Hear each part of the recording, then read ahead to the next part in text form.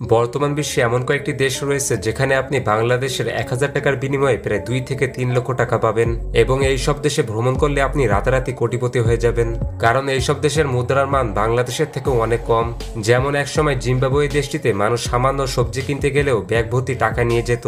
তো চলুন আজকের এই ভিডিওতে আমরা পৃথিবীর সবথেকে দুর্বল এবং মানহীন 10টি মুদ্রা সম্পর্কে জানব। এই তালিকা 10 নম্বরে রয়েছে ইরাক। বাংলাদেশের টাকার থেকেও ইরাকের মুদ্রার মান অনেক কম। প্রাচীন সভ্যতার দেশ বলা হয় ইরাককে। ইরাক দেশটিতে বাংলাদেশের 1 টাকার বিপরীতে 11 ইরাকি দিনার পাওয়া যায়।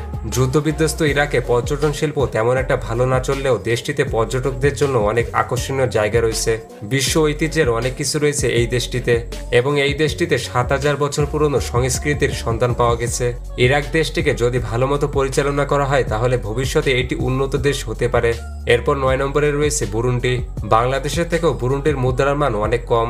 পূর্ব আফ্রিকার অন্যতম গরিব দেশ হচ্ছে বুরুন্ডি। এই দেশটিতে বাংলাদেশের 1 টাকার বিনিময়ে 25 বুরুন্ডিয়ান ফ্রাঙ্ক পাওয়া যায়। বুরুন্ডি এমন একটি দেশ যে দেশটির অর্ধেক জমি চাষযোগ্য হলেও প্রায় 80% মানুষ প্রচুর দারিদ্র্যসীমার নিচে বসবাস করে। কোনো আধুনিকতা অথবা বিলাসিতা নয়, তাদের কাছে বেঁচে থাকাটাই সবথেকে বড় বিষয়। তবে অবাক করা বিষয়টি হচ্ছে দেশটির প্রাকৃতিক সৌন্দর্যতা অনেক বেশি। দেশটির চারিদিকে পাহাড় রয়েছে। দেশটিতে অনেক সম্পদ থাকা সত্ত্বেও পৃথিবীর সবথেকে গরিব দেশ হচ্ছে এটি। এরপর 8 নম্বরে রয়েছে মঙ্গোলিয়া। বাংলাদেশের টাকা থেকে মঙ্গোলিয়ান মুদ্রার মান অনেক কম। মঙ্গোলিয়ার নাম শুনলেই যদি আমাদের মাথায় কারো নাম আসে তা হলো চেঙ্গিস খান। চীন এবং রাশিয়ার সীমান্তে অবস্থিত এই দেশটি তার যাযাবর সংস্কৃতির জন্য সারা বিশ্বে বিখ্যাত। মঙ্গোলিয়ার রাজধানী হচ্ছে উলানবাটোর। এই দেশটিতে প্রতি বছর বহু পর্যটক ভ্রমণে আসে, তবে দেশটির অর্থনীতি বেশি একটা মজবুত নয়। তার প্রধান কারণ অতি নিম্ন তাপমাত্রা এবং পাহাড়ি অঞ্চল। বর্তমানে দেশটিতে বাংলাদেশের 1 টাকার পরিবর্তে 29 মঙ্গোলিয়ান তুগরিক পাওয়া যায়। এরপর 7 নম্বরে রয়েছে কম্বোডিয়া। বাংলাদেশের থেকে কম্বোডিয়ার মুদ্রার মান অনেক কম। কম্বোডিয়া দেশটিকে বলা হয় এশিয়ার ইউরোপ। ভৌগোলিকভাবে কম্বোডিয়া এমন একটি দেশ যে দেশটির সাথে বাংলাদেশের অনেক মিল রয়েছে। যেমন কম্বোডিয়াতে রয়েছে উঁচু উঁচু পাহাড়, তেমনই রয়েছে নীল জলরাশি। বলতে গেলে বাংলাদেশের কক্সবাজার এবং বান্দরবানের মতো। বাংলাদেশের সংস্কৃতির সাথে কম্বোডিয়ার সংস্কৃতির বেশ মিল রয়েছে। বাংলাদেশের মানুষের মতো কম্বোডিয়ার মানুষেরাও প্রচুর পরিমাণে ভাত খেয়ে থাকে।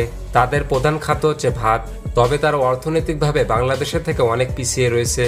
এই দেশটিতে বাংলাদেশের 1 টাকার বিনিময়ে 33 কম্বোডিয়ান রিয়াল পাওয়া যায়। তাই দেশটিতে যদি আপনি বাংলাদেশি 10,000 টাকাও নিয়ে যান তাহলে সেখানে গিয়ে লাখপতি হয়ে যাবেন। এরপর 6 নম্বরে রয়েছে প্যারাগুয়ে। কম্বোডিয়ার মতো প্যারাগুয়ের মুদ্রার মানও বাংলাদেশের থেকে অনেক কম। দক্ষিণ আমেরিকার মধ্য অঞ্চলে অবস্থিত একটি স্থলবেষ্টিত দেশ হচ্ছে প্যারাগুয়ে। প্রাকৃতিক সৌন্দর্যের দিক থেকে বেশ এগিয়ে রয়েছে প্যারাগুয়ে। এখানকার ঘন জঙ্গল এবং বিভিন্ন প্রজাতির বন্যপ্রাণী সারা বিশ্বের পর্যটকদের আকৃষ্ট করেছে। প্যারাগুয়ে দেশটির উত্তর দিকে ব্রাজিল এবং দক্ষিণ দিকে আর্জেন্টিনা অবস্থিত। এখানকার মুদ্রার নাম হচ্ছে গুয়ারানি। প্যারাগুয়েতে বাংলাদেশি 1 টাকার মূল্য 65 প্যারাগুয়েন গুয়ারানি।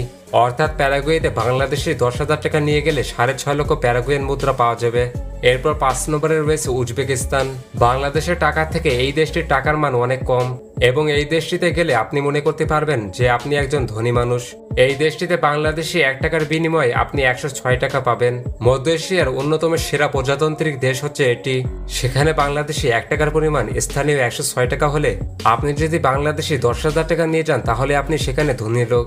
হাজার বছরের সংস্কৃতি এবং ঐতিহ্যে মণ্ডিত এই দেশটি পর্যটকদের জন্য এক আকর্ষণীয় গন্তব্য। এই দেশটির চারপাশে শুধু বিশাল বড় বড় পাহাড় রয়েছে। তাছাড়া দেশটির প্রাকৃতিক সৌন্দর্যতা রয়েছে, তবে এই দেশটিতে বৃষ্টিপাত বেশি একটা হয় না, তাই এখানে কৃষিকাজ তেমন ভালো করা যায় না এবং দেশটিতে প্রাকৃতিক সম্পদের বিশাল অভাব রয়েছে। তাই এসব কারণে উজবেকিস্তানের মুদ্রাকে অনেক দুর্বল করে দিয়েছে। এরপর 4 নম্বরে রয়েছে ইন্দোনেশিয়া। ইন্দোনেশিয়া দেশটি অর্থনৈতিকভাবে বাংলাদেশের থেকে অনেক উন্নত, তবে দেশটির মুদ্রার মান বাংলাদেশের থেকে অনেক অনেক কম। ইন্দোনেশিয়া দেশটি হাজার হাজার দ্বীপ নিয়ে গঠিত। এই দেশটি তার সুন্দর সমুদ্র সৈকতের জন্য সারা বিশ্বে বিখ্যাত। দেশটির প্রাকৃতিক সৌন্দর্য এবং সংস্কৃতি পর্যটকদের মধ্যে বেশ আকর্ষণীয় করেছে, তাই বিপুল পরিমাণে পর্যটক এই দেশটিতে প্রতি বছর ভ্রমণে আসে। এছাড়াও ইন্দোনেশিয়াতে রয়েছে বিশাল প্রাকৃতিক সম্পদ, তবে তা সত্ত্বেও দেশটির মুদ্রার মান বিশ্বের মধ্যে সর্বনিম্ন।